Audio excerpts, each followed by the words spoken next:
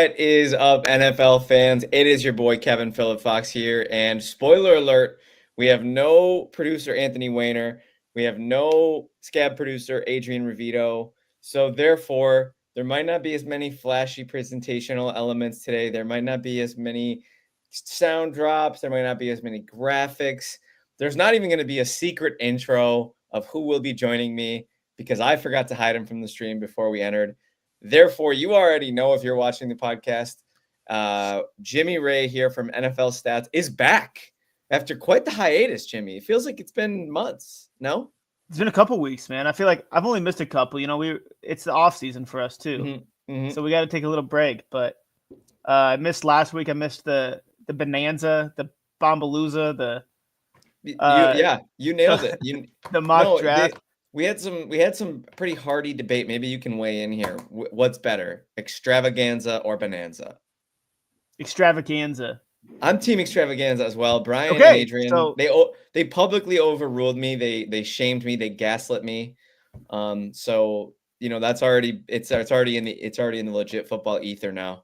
Sounds like we have the best two people on this show. Then the couldn't agree more. Correct. And I'm ready to die on the hill that extravaganza is better. Hey, we got Anthony Weiner here in the chat. Can't be on the show helping us out, but he's here helping us out in spirit, just showing love. Man. Anthony dropped an album recently. Go listen to it, Infinity by 10 Foot Waves. Did he? Anthony also, yeah, he did. His brother also, his twin brother Tyler, also sniped the Jaguars in his final mock draft, trading up for number 2 for Travis Hunter. So credit to Tyler. What a crazy prediction. He predicted that? Yeah, he predicted that in his. When did he predict that? I don't know. I didn't see. I only saw because I didn't see any of that till yesterday. Yeah, pretty nuts. Shout out to they got that twin telepathy thing. Maybe it extends to like I don't know. Maybe you have a little telekinesis beyond just being with your twin. You have like general telekinesis. I need to get a twin. Yeah, so, dude, you and me can be twins. I'm down for that. All right, does that work? Yeah. I would instantly get more handsome if we became twins. I don't think that's true at all. Unless you get getting the red hair, right? Without further ado, there is stuff to talk about last night. I think just as per usual, given that it's talking about the draft in the middle of the draft is such a weird phenomenon. It's like talking about a movie after the first hour. Not really. We can't really glean anything too crazy, but we can recap the first round. We can talk about winners and losers in our opinion. And that's kind of what I want to lead off with, Jimmy. If you're cool, I got a soapbox here. I got a microphone, and I'd like to just kind of rant for a second about drafts in general, draft analysis. Maybe you can be my sounding board, and we can have a little discussion based off of what I say. I would love that. I would love that. Right. I'm ready to go. So I love the draft. How can you not? The fanfare, the hours that go into the covering, the event itself. It's one of the greatest entertainment products that the NFL offers. But I think we need to talk about the severity with which we judge the decisions in the moment and the severity with which we base a team's likelihood for success or a player's likelihood for success. At the end of the day, Jimmy, the draft is a binary. You are either on my team or you are not. There's 2,000 people who can join you, and you're going to end up with 7 to 10. So the confidence with which we talk about where players go, what choices get made, what we think about a player's skill set before and after, the draft grades are nothing but affirming your priors. You say, I like this player prior, so this pick gets an A+. I didn't like this player prior, so this pick gets a D. There's almost like we're in the business of talking about the NFL, so I'm trying not to be too hypocritical here because we're going to do a lot of that on this show. But we are. It is literally saying I think I'm right to this degree beforehand, and really we don't know. You know, Will Johnson was talked about. He was my CB1. He didn't get drafted. There wasn't as much out publicly about the injury until you know, as every year this happens, players get pushed down boards due to injuries. Shedeur Sanders didn't get drafted. Is his career going to suck because he didn't get drafted? No. Does his path for success get a little harder? Yes. but that's the name of the game. We talk about it like they're stocks, but they're not. They're people. You know, it's kind of a weird thing, Jimmy. Like I had to get that off my chest. No, man, you're 100% right in the fact that people use this as like a sport of like, what can we predict? What can we get right? Like as a Colts fan, everybody has that one player that you want, or as a fan of any NFL team, to be honest, you know, we have that one player we want. We have it in our mindset. Hey, I think hopefully we can go wide receiver here. And a lot of the times the skill positions are the more fun picks. Yeah. And that's what fans kind of get geared towards. They get geared towards a certain need, something like that. When fans, even experts, have like a small inclination of like what all these players are like, they're not in the rooms. Even the GMs, they make the wrong decision. Like they're trying their best to make that right decision for their team. We have no idea what they see. We have no idea what's going on behind the scenes. We have no idea. I mean, there's a human. It's a human element, right? That we'll never be able to foresee, and that's just reality. But the fun aspect, which is what we're about to do, is just talk about it. Just have fun with it. Talk about it, roast them, not get too serious. Like whatever happens, I'm gonna be full force for the Colts, or be pro this guy, be pro this team, be against this team for whatever reason. That's us as fans. We get our takes out, right? We say what we got to say, but we now have the disclaimer that Jimmy and I are the most aware people of how little we are aware. And I hope that that's what separates legit football from other entertainment mediums. We're not going to sell you on perfection. We're not going to sell you on the truth. Although we are speaking truths, we are going to sell you on a couple informed, I'd like to think intelligent football opinions that are based in a lot of research, a lot of paying attention, and a lot of analysis, a lot of experience. But also, you know what? And I think this is the fun angle too. Also, fandom, bro. I love being an NFL fan. Being an NFL fan is one of the greatest hobbies that I have. There's nothing better than being a fan of a team, but also just enjoying the sport as a whole. Yes. Like I think both of us, you were fans of other sports, yes, or fans of other teams in sports. But like I don't follow baseball, I don't follow basketball as much as I do in the beautiful sport of football, because I care deeply about what happens with every single team. So if the Colts aren't that great, I'm still enjoying watching every single game, and that's what makes it beautiful. That's why we're here talking about it on a Friday with you all, getting ready for round 2 and 3 of the NFL. Yes, sir, and I cannot wait for that. The rest of the movie will unfold before our eyes tonight, and Jimmy and I, as critics, will then decide. But we're talking about it in the middle because the first round is where the fanfare lies. So we do have to address just an absolute wildly unpredictable draft, really unlike any I can ever remember in advance of it, like not knowing what was going on, not knowing what was going to happen beforehand. And then as it unfolded, just realizing even the little we thought we knew, we didn't even know that. Let's talk about, first and foremost, I think before we get to winners and losers, because that's the main topic today. That's the meat and potatoes of this episode. Let's talk about, Jimmy, why don't you tell me your biggest surprise of the night? The biggest surprise, I mean, it comes at the very top of the draft. Oh yeah, because couldn't be. I mean, that's by far the biggest thing that needs to be talked about. There's no other answer because earlier in the week it was like, okay, the Jags, are they going to go Mason Graham? You know, they're going to go the defensive side of the ball, beef up their defensive line, and then they're like, oh, seems like they're going to be getting Ashton Jeanty, just ruining Travis Etienne owners, which is already kind of happening. But I mean, they haven't picked a running back yet, so we'll wait and see there. But just the fact that I heard that it was happening a couple hours before the draft, just, you know, on Twitter, X, the everything app, whatever you want to call it. Yep, it's Twitter, bro. Don't call it X. It's Twitter. Yeah, Twitter. But the Jags trading up, the Browns trading down, that was the biggest surprise. Cam Moore, number 1, that was chalk. That was always going to happen. Yep. But number 2, we always knew it was going to be Travis Hunter. But seeing the Jack, that just blew my mind, having him come to the AFC South. I wasn't ready for that. Kind of an awesome landing spot. Like, I'm not going to lie to you. Like, I'm an extremely, like, we talked about our NFL fandom, right? If you took away the Bills and you just told me I was an NFL fan, the only sport emotion quantifiable to me that's close is my love for the New York Knicks.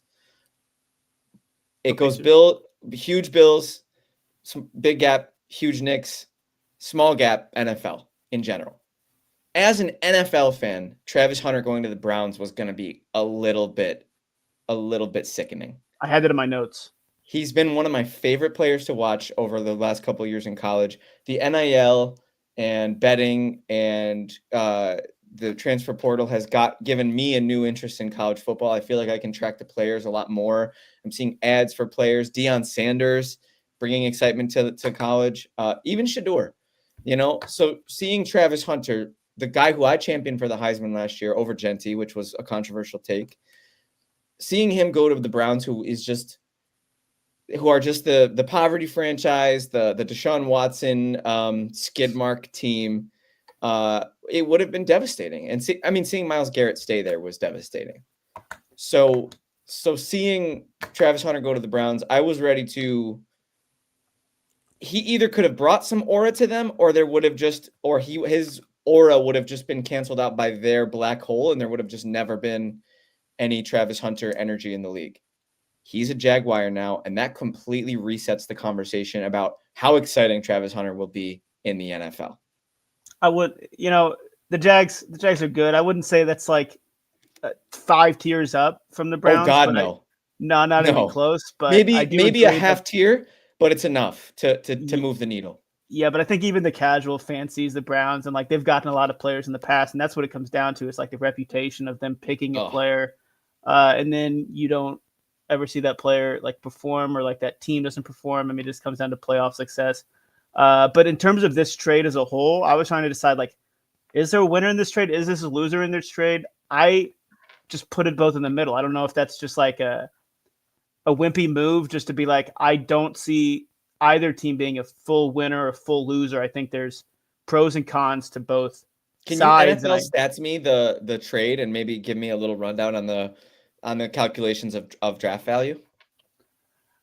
Yeah, let me look up the trade real quick if you want to keep talking about it. Yeah, I'll hop in. Exact trade. I'll just give some quick hits on it because I think it's a massive seismic move.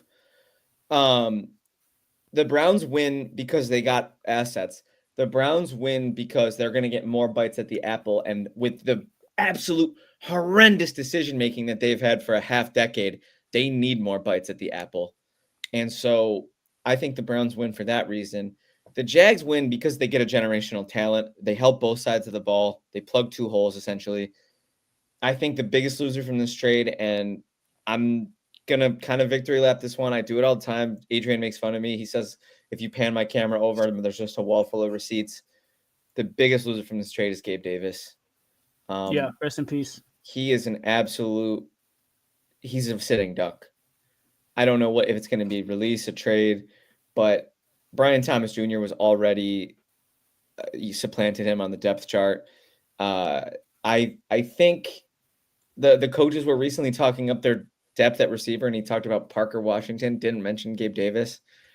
Really, and now Travis Hunter, wide receiver 1, really looking pretty ugly for his future in Jacksonville. And I mean, there wasn't really much of an era there. Wasn't really much of anything to talk about. Big winner from the trade is Trevor. Yeah. The prince who was promised. Is he ever gonna, if he's ever gonna do it? We talk about this every year. Every we talk year. about this every year. Is this gonna happen? Is this gonna happen? And it's getting Brian tired. Thomas popped off, but did it happen with the offense? No, that's why people maybe was like Ashton Genty, Liam Cohen's coming in, get him a better running game. Travis Etienne was good, but the running game as a whole was not. But looking at it from a trade perspective, just starting with the Jags, I mean, they traded up 3 spots, just 3 spots. So from 5 to 2. Yeah, for a non-quarterback, which hasn't happened in about 30, 40 years. It goes back to Orlando Pace, I believe. I forget, I think 1973. It's been quite some time since a Ricky team's Williams, to the top 2. Ricky Williams, right? What pick was he? Wasn't he first overall? Didn't somebody trade their whole draft class for Ricky Williams? Yeah, but I don't think he was first overall. Oh, was it not? Wasn't it early 2000s? He was the 5th pick. And did they trade their whole draft class to go up and get him? Pretty much, yeah. But Jeez Louise. For just trading in the top 2 for a non-quarterback doesn't ever happen. Right. They traded the 36th overall pick which is basically a first round pick in my eyes. When you get early second round, you get a lot of those ostensibly players that, I mean, we saw like the drop off from blue chip players probably after like the 6, 7, 10 spot. Yeah. They basically traded an early second, next year's first, and a fourth. They got back the number 2. They got back a third. They got back a sixth. But I mean, they traded a couple first. They could trade a lot for Travis Hunter, who is a 2-position guy. So it could be huge for them, but it's risking a lot for him to pay off, right? And that's the risk you're willing to take. The Browns are risking a generational talent, a Shohei Ohtani of the NFL, for a lot more assets, which I think could be very bad or very good. So what did they get back? Read us the haul. The Browns. Yeah.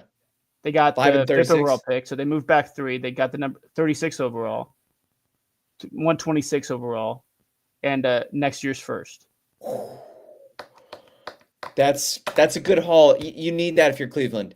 You got to take your medicine for a while. They took a trenches pick. We talked about it last week on the mock. Brian, Adrian, and I. A lot of the picks that we were predicting we called them take your medicine picks, take your vitamins picks, eat your veggies picks, trenches. If you take a trenches guy and you're a team that's in a rebuild, look, the best way to win in the modern NFL is to protect the trenches and invade the trenches.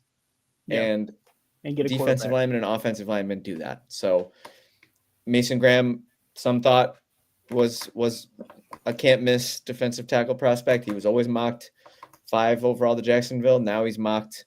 Now he ended up going 5 overall to Cleveland. So respect to Cleveland for finally doing a responsible thing, even though letting go of Travis Hunter is debatably egregious.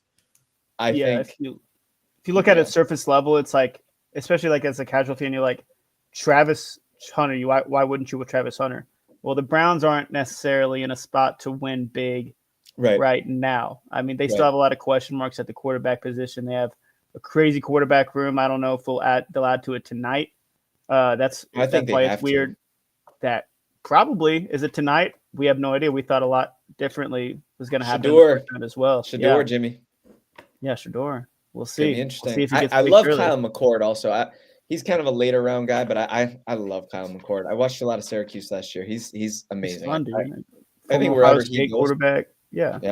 I think wherever he goes, he'll be a dark horse to start, unless he goes to a team with an established quarterback. Yeah, these quarterbacks are going to go somewhere. Yeah, Browns probably get one, but I mean they have Joe Flacco, Kenny Pickett, Deshaun Watson.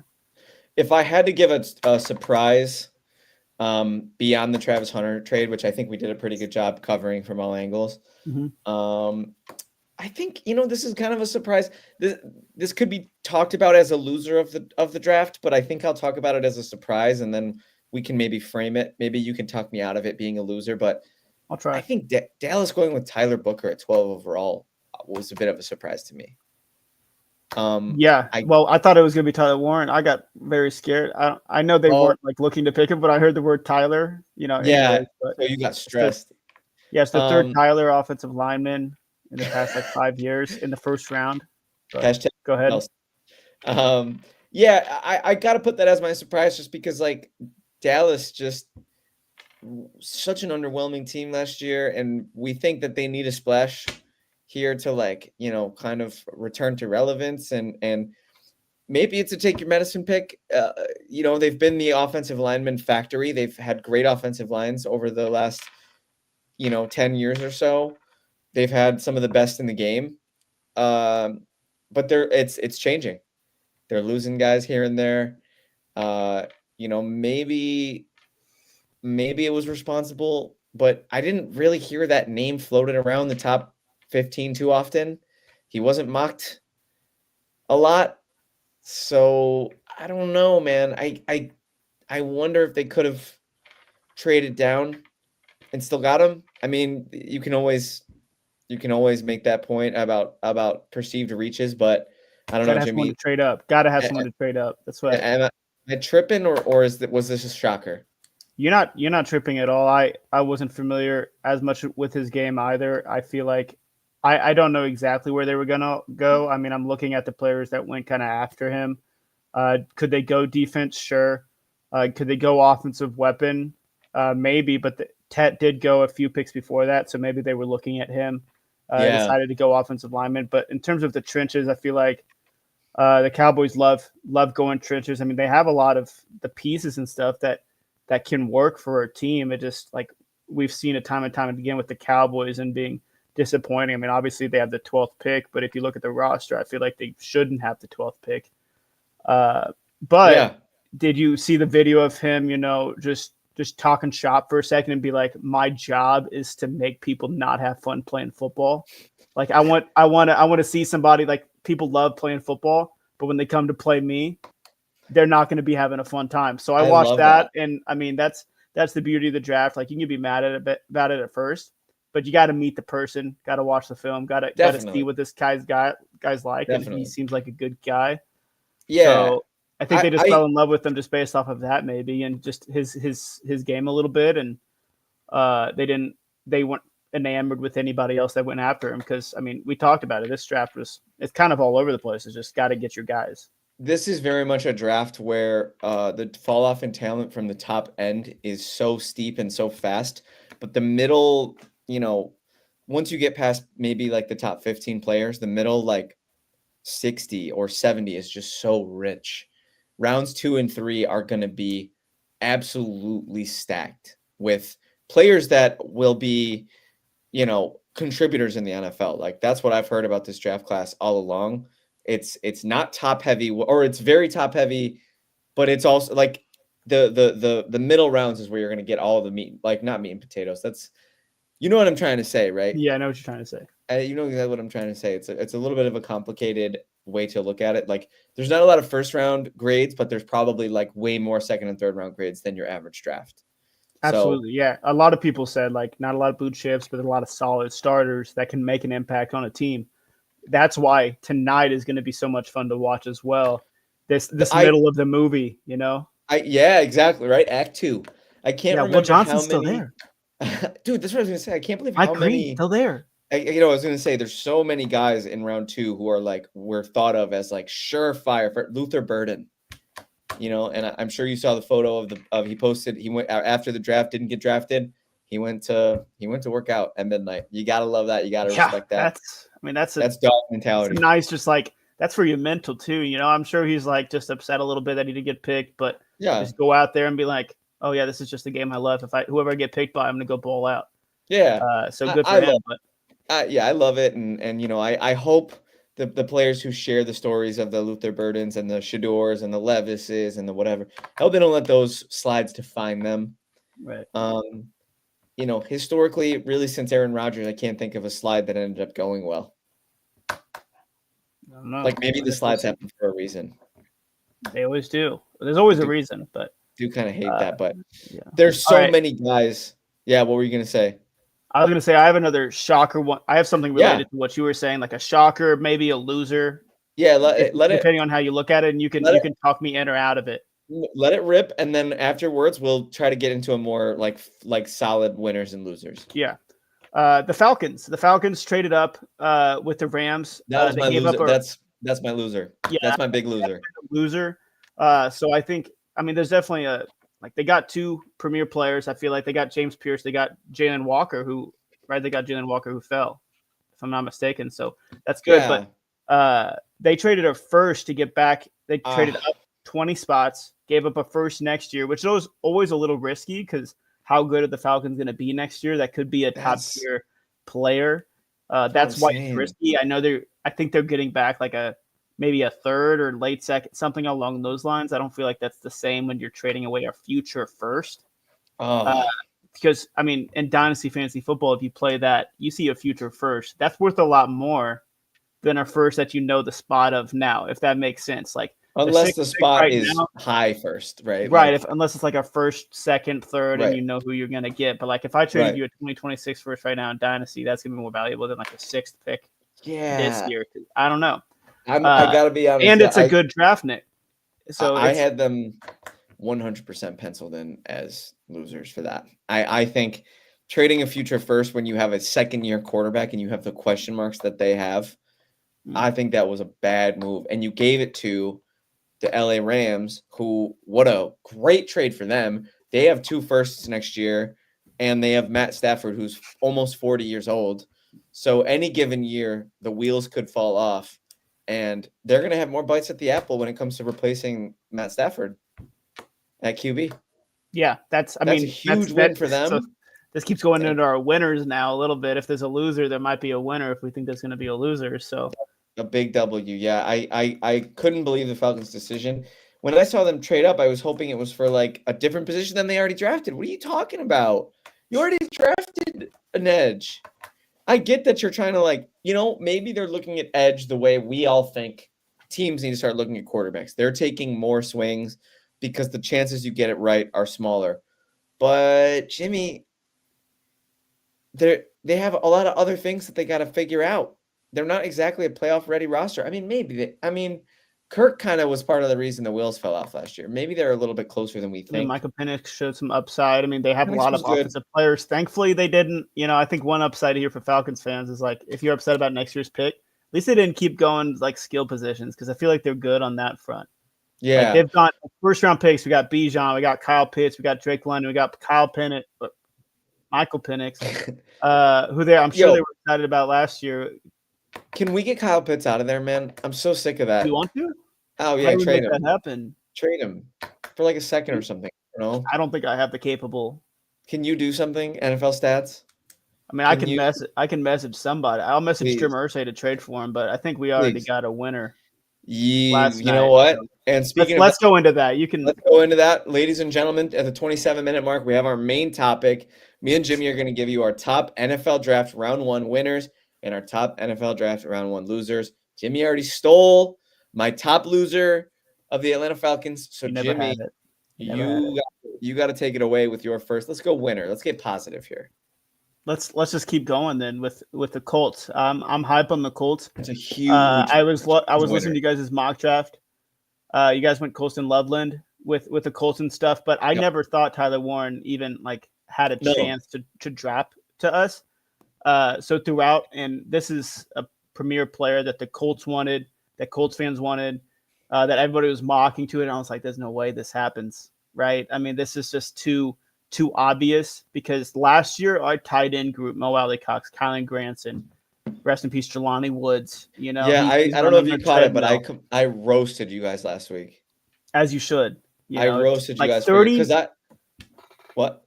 39 catches last year by the tight ends. Total. That's total. Yikes. And this guy Tyler Warren's coming in with 100 million catches, running the ball, running, coming out of the slot, passing the ball, running the ball. He's a stud. Up the X. I mean, I love him. This guy's going to be awesome. I know you're like, well, who's throwing him the ball? I don't care. We got him for 5 years. We got him. Yeah. If we really like him, if he's a premier player, 4 or 5, even 6 years, we have him. So I'm hyped for that. You have to get those types of players. I think he could be potentially considered one of the blue chip players in the draft. And I feel like we needed a tight end. We haven't had a good tight end. Eric Ebron was way, way back in 2013 when he had a great year with Andrew Luck. So that's the last time I felt good about the tight end position. So nice to have another skill position that I can fully trust that will be impactful on day one. Yeah, I have to just affirm your choice of the Colts being a huge draft winner, because I had absolutely flamed them on our last podcast about their little project tight ends that they've been drafting for years. I legitimately called out by name Mo Alley-Cox, Jelani Woods. Granson's name was Mo Alley's back at the time. But I just, man alive, Jimmy, am I happy for you guys. And you know what? You made a great point. People are going to detract from the pick and say, who's throwing it to him? Who the hell was throwing to freaking Brock Bowers last year? You know what I mean? Yeah. It doesn't matter. If you're a great stud tight end who has that weapon type capability, I can't explain it, but Tyler Warren was made in the image of Brock Bowers. I think Colston Loveland was made more so in the image of like more of a vertical threat tight end, more of like a I'm trying to think of like a comparison. Travis Kelce is just a terrible comparison. I like Loveland a lot, and if he was there at 14 and Warren wasn't, I would have flipped him. Yeah, but I think they might have done that too. If you get your pick of the litter and you get one or the other, I'm taking Warren. He's got more He's got more weaponry capabilities, less traditional tight end. Loveland's more of a traditional tight end, but Warren's a weapon, man, and that's what y'all need right now. Yeah, he's a difference maker, and like we could take another like edge or offensive lineman. We're falling short a little bit of that, but like that takes some time, like Latu, he hopefully can make more progress this year, but I think Tyler Warren will come in on day one and make an impact on the offensive side of the ball regardless, if it's Danny Dimes or if it's AR. So we'll see what happens. Yeah, no, I love the Colts as a winner pick. I think it's pretty solid.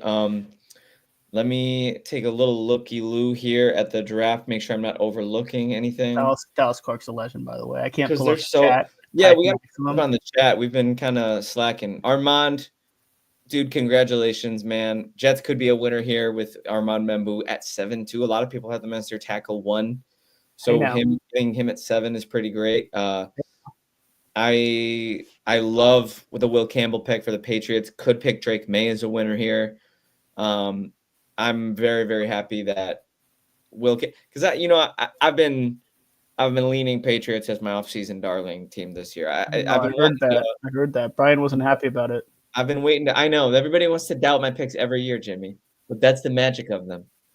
Oh, you know what? I have an annoying winner. I have a winner that I would really rather not give the credit to, but I'm going to because I'm an unbiased fan. Every year without fail, the exact same scenario plays out. The stupid, annoying Baltimore Ravens sit exactly where they want to be. They don't make any flashy moves. They don't do anything, and they get blue chip talent in the late 20s every year. I'm so frustrated that Malachi Starks is a Raven now because he's so good. He's the best safety in the draft. Not by I was going to say by a wide margin, but I happen to be a huge Xavier Watts fan. I really hope with Buffalo's 2 second-round picks, they figure out a way to get Xavier Watts. Notre Dame legend. But Kyle Hamilton and Malachi Starks, before Starks even takes a snap, might be the best safety duo in the league. Yeah, when he came off, when he got picked and he went to talk to Molly McGrath, shout out Molly McGrath, he came up, he's like, I've been waiting too long. I'm ready to get out here and ball. Like, I'm ready. I've been falling. I've been waiting too long. Let's get out there. Let's get to work. And I was like, oh, okay. I love that. You've won everybody over at that point. Gotta love that passion. Gotta love that fire. I thought you were going to say the Eagles a little bit too. The Eagles and the Ravens are just always down there and picking players that are falling and that should be top 10 picks. Yeah. That people are like, these are top 15 talents. They have some weaknesses here and there, but this is there's not a lot of blue chip players, so these guys could go. It's just you could make a case for those types of players. Given the nature of this draft, that the players available around 11 to 15 are not that different in terms of just sheer talent from the players that are going to be available between 25 and 40. So the fact that teams like the Eagles stuck, it doesn't sound as good when you say, because I want to say stick and picked, but like you can't say stuck and puck. You know what I mean? They stood and stuck and there's not a good rhyme. Pounded. They stayed and sprayed. I don't know. Teams like the Eagles. Well, I guess technically the Eagles moved up a pick, but the Chiefs getting an edge protector for Patrick Mahomes, which hasn't it felt like Mahomes has been running for his life every playoffs, even the ones when they win. Like they finally might have that left tackle position solidified. I gotta show love about the AFC teams. You're talking so nice to your enemies. I gotta. And while we're at it, I'll give credit where it's due, man. I wanted Buffalo to go corner. I was really happy with the Harrison pick. He's the fastest player in the draft. I think he can run with Xavier Worthy. When and if the Bills and the Chiefs face off in the playoffs again, which it's been a collision course every year, we can probably assume that they'll probably have another divisional bout. But Maxwell Harrison, I was really happy with that pick. I love his energy. I love his juice. He seems like such a culture fit in Buffalo. Will Johnson, I was hoping would be the pick, but with the injury stuff, clearly there's issues there that we're not aware of. Fell in this draft. I like Trey Amos. Yeah, Trey Amos was my pick for the Bills in the mock. But again, Buffalo has 2 second rounders. I'm hoping Xavier Watts is a Bill tonight, or maybe Mike Green. I don't know if they can get an edge like that. But yeah, so those are some good winners. Do we want to any other winners that you got that are just sticking out like a sore thumb that we haven't mentioned the Giants at all yet. And I think this people could argue. I don't know. It's the fact that they stayed put, picked Abdul Carter, which I was listening to you guys' mock. He was chalk at 300%. I thought so. The top 4 with chalk. I mean the top 5 obviously went the exact way you guys thought. Top 6, top 7. Yeah. But looking at the Giants, they got Abdul Carter. They got one of the top 2 just blue chip players in the entire draft outside of quarterback. Yeah. And then they traded up. And I feel like they moved up 9 spots for a couple of thirds. Yeah. For a guy that, I mean, if Brian Daboll likes him, let's go crazy with it. Like obviously that's not Shedeur Sanders, but there's a lot of talk that this was going to be Jackson Dart a little bit before the draft. And if you like him, trade up in that first round and take that dart throw. You don't have anybody in there right now. Get him in the room. You have Russell Wilson, Jameis Winston. You have a bunch of guys that can play this year. Abdul Carter will learn a lot. He'll be good. The Giants won't be great this year, but getting a couple of those guys and not feeling like he gave up a lot. I mean, sure. You got a 5th-year option on Jackson Dart too. That's probably why they traded up a little bit. Yeah. I gotta say, I think this is the Daboll Shane administration pushing their chips in, saying, okay, we whiffed on paying dimes. We whiffed on letting Saquon out of the building. Clearly, we say all the time, you all the time, teams and GMs and coaches, they get let go of before they have a chance to really take a shot. Like we say, oh, their regime is tied to the success of X. Like McDermott and Bean, their regime success was tied to whether or not Josh Allen worked out. I think you can make the case that Daboll Shane is now officially tied to Jackson Dart and whether or not he is a good player, because they did give up a lot to go get him, but you got the blue chip player you wanted at 3 and you got your guy. You got the guy you wanted all along. So I'm really happy for the Giants. And yeah, if it was Dart over Sanders for them.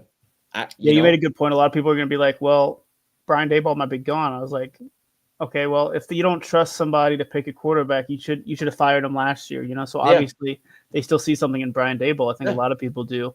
If he doesn't work out this year, then whatever. But it's hard. It's been hard not to give up on him. I've gotten a bit tired of defending him over the years, but the Giants, they're giving him one more crack, man. And you know what? He talked about the Josh Allen effect, and they said Dart, they liked what they saw on the field, but they liked him better when the helmet came off.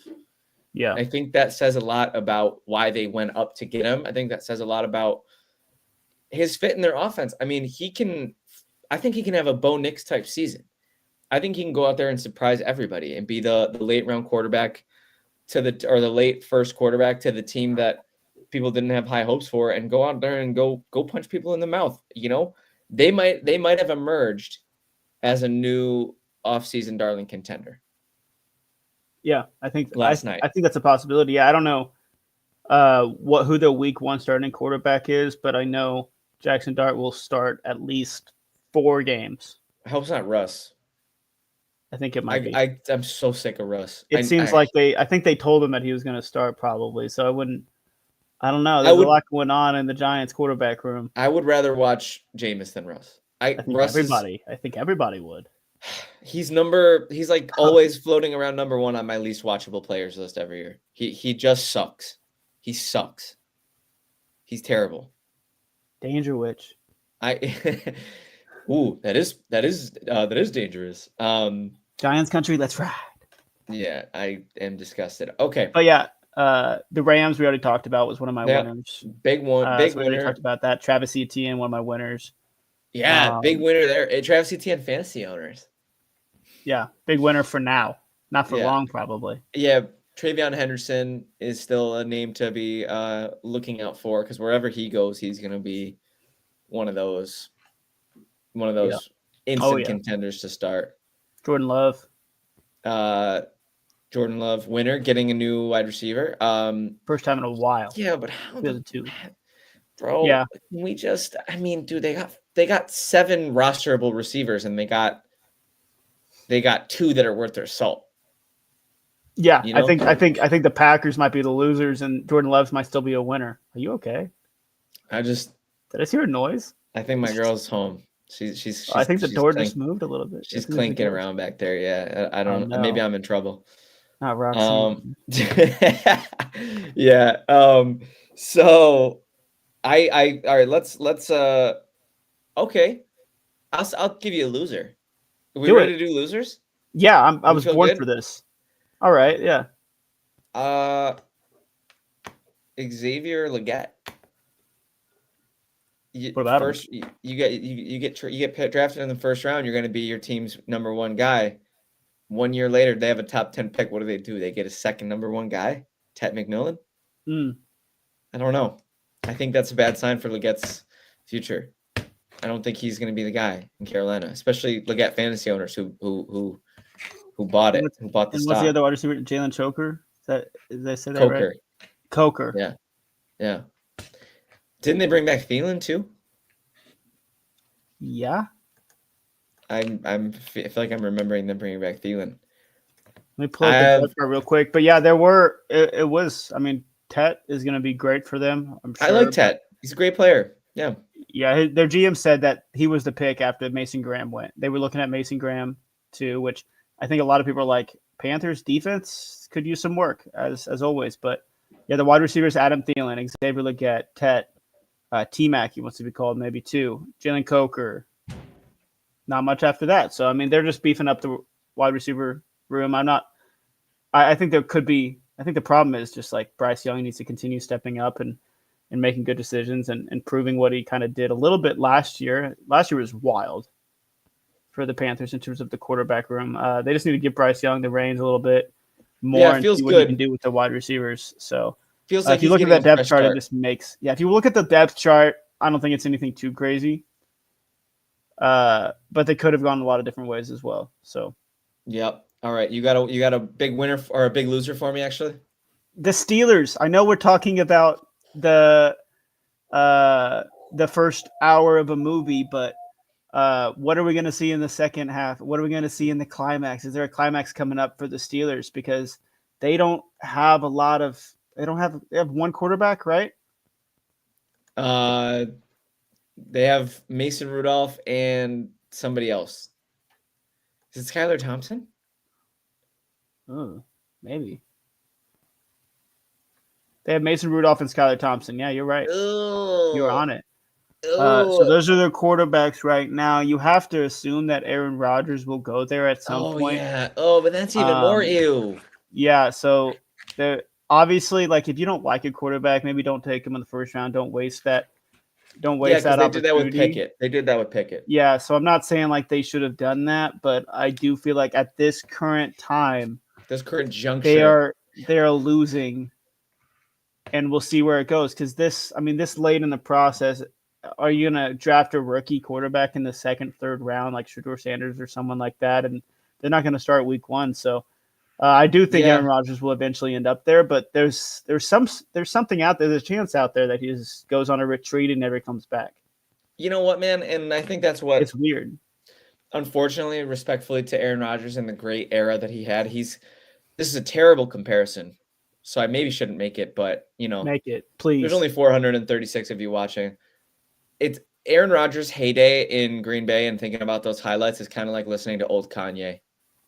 You're like, man, you used to be so great. What happened? Really, like that's kind of how I feel. It's not necessarily a fair comparison. Not fair. I don't know. I don't think Aaron Rodgers tweets some of the things. His fall off is not quite as bad as Kanye's, but they both have fallen off quite a bit. But you'll always have graduation. You'll always have that championship in Green Bay. You'll always have the Packers Super Bowl. Yeah, exactly. So I do have to make the comparison. It's what you come to legit football. You come for the analysis. You stay for the pop culture. As long as you don't talk about Aaron Rodgers' cousins or anything, then it's. Oh my goodness, he went there. Jimmy Ray went there, ladies and gentlemen. Do not do any Google research. Just pretend he didn't say that. We're gonna redact that 10 seconds of the podcast, and we'll keep it chugging. This isn't live, is it? It's it's tough. There's a lot of teams that I could say are losers, or a lot of players I could say are losers. That was so mean, but you're a mean person, dude. I don't want to be mean. I don't want to be negative. I'll say, well, before I do that, final note, because I don't remember who it was that I listened to. I think it might have been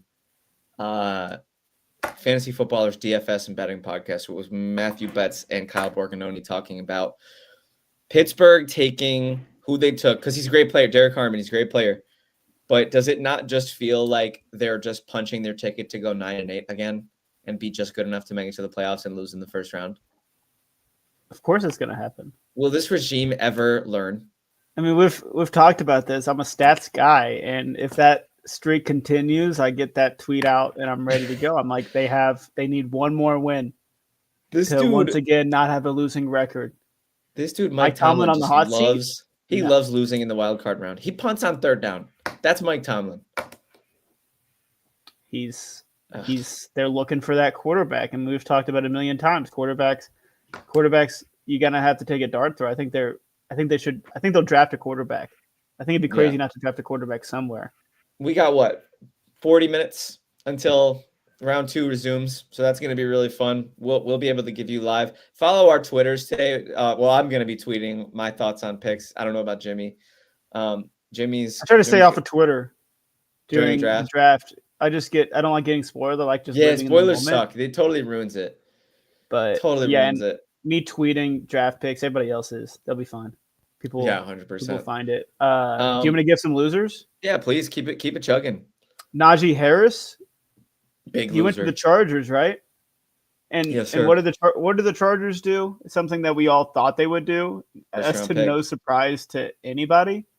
Marion Hampton, running back, future bell cow for the Los Angeles Chargers. Yeah, that's a big loser. So Najee Harris, you might have this year, buddy, but it's a 1-year deal for a reason, buddy. Yep, that's a first round investment. Get ready to learn. Dude, I saw a horrible offensive tweet that said that Shedeur Sanders was going in round 9 to round 9, yeah, to like you know how they say in the NBA they say get ready to learn Chinese, buddy. Yeah, that's why I use that all the time. Yeah, and so it's such a good bit. Get ready to learn Cleveland, buddy. That's good, man. Does that not make sense? I'll say yeah, let's find another loser. You know, I got another.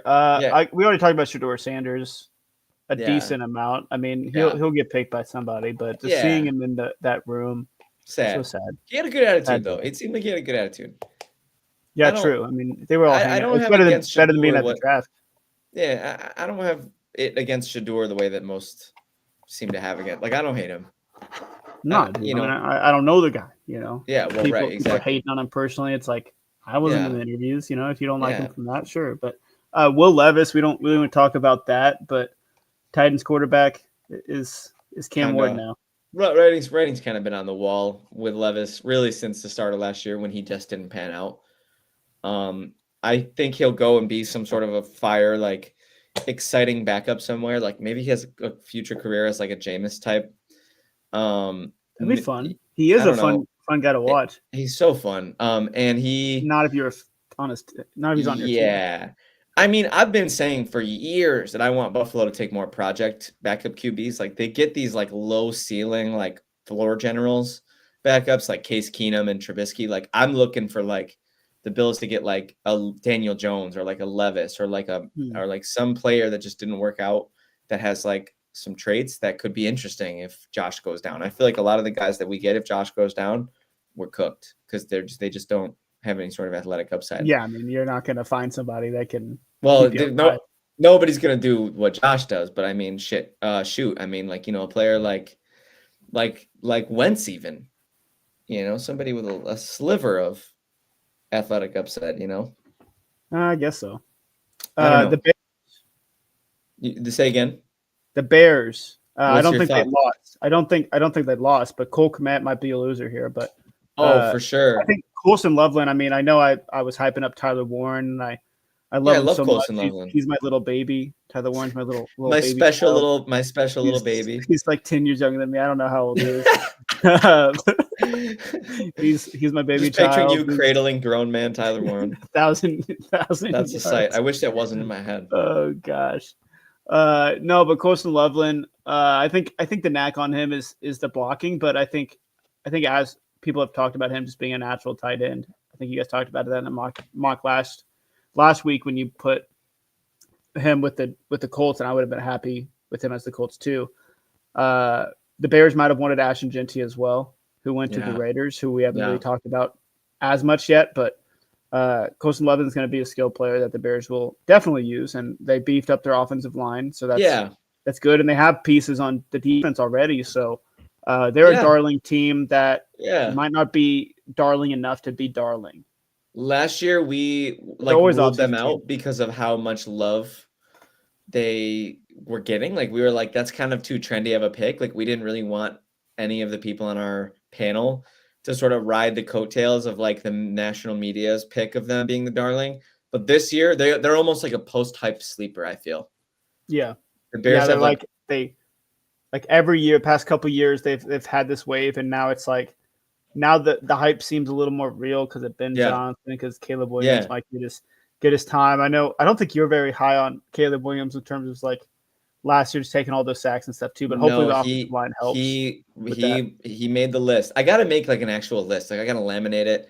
Most unwatchable players. It's one of my favorite things to put it on the board behind you. Yeah, it's one of my favorite things to make fun of about players is when they just make my eyes bleed when I watch them play. Caleb, Caleb was up there. Stroud was up there. I know these are teams with bad offensive lines. Maybe it's a trend. Maybe it's not their fault. Situation every other game. You know, it's crazy. Richardson did bleed my eyes quite a bit, but he does enough exciting stuff that he can't be on the list. I agree with that. It's like the Matt Ryan, Joe Flacco. Those where you just guys. Get tired of watching Carson Wentz. It's like, you don't have any athletic upside. Just get out of here, please. So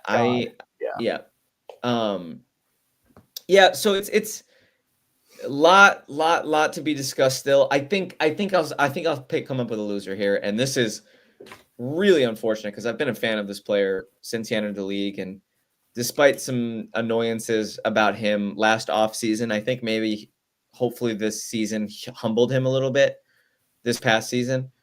But I think it's hard not to look at CJ Stroud as a loser, given that they traded all their best linemen, have not done anything to beef the line. Their line, which is one of the worst I've ever seen in my life, got worse. Yeah. And there's now zero infusion of first-round talent going to Houston. So, because they traded their pick. Yes, they need more assets. They have to recoup because they made the Will Anderson trade. They made the Diggs trade. Idiots. Sorry. I digress. I gotta go. They were my darling team. Is there a curse with the darling teams? Oh, is Washington gonna fall off this year? We gotta trace it. We gotta trace the lineage. Like a genealogy chart, just like 2023, right? Darling team. Yep. Did really good. Yep. Then they traded everybody away, and now they're letting CJ Stroud die. Yep. It's hard to make too many calls. I mean, I don't. Yeah, I think I might be tapped out on winners and losers, Jimmy. We got, like I said, 32 minutes till round 2 kicks off. Let's get it. Do we have any other winners and losers that we failed to mention? No. Cool. What a recap. We hit if you almost everything. I'm sure we didn't. Yeah, but it's okay. If you missed round 1 of the NFL draft, just go watch it. Just listen to this podcast and you'll be good. You'll know exactly what happened, and you'll know exactly how to feel about it. If you have 4 hours, go watch the broadcast. No, watch this. It'll save you 3 hours. Yeah, but the draft has to be 2 hours tops. Ladies and gentlemen, I think before we go, I would like rapid fire, because we have 6 minutes left before we hit the hour time that we try to aim for. Rapid fire predictions for tonight, best team fits, what you're most looking forward to. Just seeing with I think the Browns. Let's say Browns get a running back. Let's say they get Travion Henderson early. Over Shedeur. Correct. I think Shedeur falls to the 3rd round. Have we had one of those early, like first pick of the second round trades yet? Those always happen. Oh yeah, that'll happen in the top. There'll be like 2 trades in the top 10 of the second round. Yeah, let's take a look here at who's got what. It's Tyler Shaw, Louisville quarterback. I believe it's pronounced Shuck for the record. No. Yes. No. So we have Cleveland, Houston, Tennessee, Cleveland. Mamma mia, Cleveland with 2 of the top 4. You could go out and grab Henderson and Shedeur right there. That's true. Maybe you do that. Maybe you do that. Maybe that's my bold prediction. I'll say Shedeur falls to the 3rd round still. I'll stick with that. And Tyler goes before him. If I had a third hand, it would go. Don't say stuff like that. Don't say such hot takes like that. I mean, it's not. Shedeur and Travion are both going to be second round picks. I think your pick isn't hot enough. That's it. How do we meet in the middle? What? All 3 of them are top 3 picks. That's the least hot take of all time. All right, let's think about this here. Buffalo has 2 picks at the end of the round. They have 62 and 56. Best player to team fit is Xavier Watts to Buffalo. If Buffalo can go out and snag Xavier Watts, and he can then platoon with the best opposite safety, either Taylor Rapp, Cole Bishop. I'll say Damar Hamlin's name out of respect, given the man has seen the other side. But Taylor Rapp, Cole Bishop, Derek Forrest. They got a lot of guys. They got a lot of safety guys, but none of them have quite the. Where's Luther Bird? None of them have quite the upside that Xavier Watts has. So I'll say player to team fit that I like the best is Watts to Buffalo. You got a player to team fit? No. Good. Shedeur to the Rams is very interesting. Ramon just threw that out there. Ooh, I kind of love that. 1 year, 1 redshirt year. You have 2 first next year, but you know what? Let's take a quarterback now. Yeah, why not? I mean, realistically, if we're looking at it, Cleveland not going to take Shedeur, or Houston not going to take Shedeur, Tennessee not going to take Shedeur, Raiders at 37. So if Cleveland doesn't take him, Raiders at 37, Patriots aren't going to take him, Bears aren't going to take him, Saints at 40. Those are the most likely landing spots. Armand, Cowboys. Armand, how would I feel if the Bills traded both picks to the Jets for 42? Depending on who they got, probably good. There's a lot of guys I still really like. If it was for like Mike Green, I'd be elated. I'd have a little party. Edge, defensive tackle, and corner were my top 3 needs. We got the corner. I like Harrison a lot. Did I like Johnson and Amos slightly more? Yes, but Harrison has the team fit. He's the fastest player in the draft. Can't be mad at it. Burden likely to the Titans. That's an interesting call. They do really kind of need receiver help, and Burden was thought by many to be a first-round talent. So I'm into it. Cowboys, Saints, are they going to get Shedeur? Who knows? So we got Shuck, McCord, and Shedeur as the 3 big quarterback dominoes to fall. Yeah. Henderson's the big running back domino. Burden's the big receiver domino.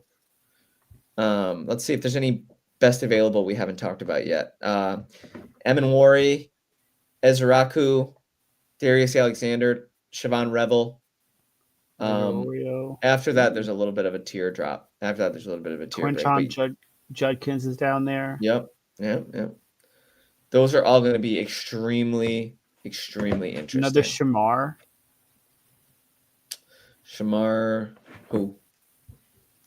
Shamar Turner, Texas A&M defensive tackle. Yeah, a lot of guys here that we're still looking forward to seeing where they end up. But guys, that's going to do it. Hopefully you are ready, because in 27 minutes, this segment at the end of the podcast where we talk about the second round is going to age itself. So if you don't listen to this part of the podcast in the next 27 minutes, it will be literally pointless, unless you want to retroactively either dunk on us or make us look like geniuses. We're deleting it after 26 minutes. We're deleting this whole thing after 3 hours. This podcast will self-destruct in 26 minutes. So if you are listening to it, turn it off, because it's going to blow up in 3. Nobody tell Adrian about this. Don't tell Adrian about this. No, please don't. Ladies and gentlemen, He doesn't know we're here. Jimmy Ray, anything you want to say to the great people, the great watchers of Legit Football before we sign off? I love football. NFL I love football too, man. Round 2, 3 might be better. Dude, I freaking cannot wait. I just want to say this really quick before I go. That's my new favorite drop of Adrian's. What are we betting? Shedeur goes, if that's on sportsbooks, Shedeur goes in round 2. Round 3, bet Jimmy's rent. Hit it. Okay, and just like that, the two idiots found the idiot button, and we need to end this podcast before the wheels completely fall off. Ladies and gentlemen, thank you so much for attending the Legit Football Podcast. I'm your host, Kevin Phillip Fox. He's my co-host today, Jimmy Ray of NFL Stats. Xavier Watts is going to be at Buffalo Bill, and we are out.